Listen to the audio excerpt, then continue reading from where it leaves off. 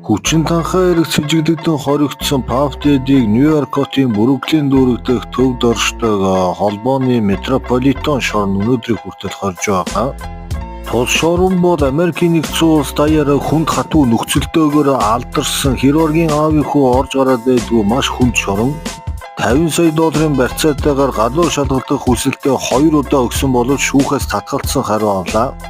Гэвч Puff Daddy бууж өгүүлгүй Нью-Йорк хотын эрүүгийн болон иргэний шүүхийн хамгийн шилдэг өмгөөлөгч нарыг өөрийнхөө багтаа мөнгөөр зодож авсан байна.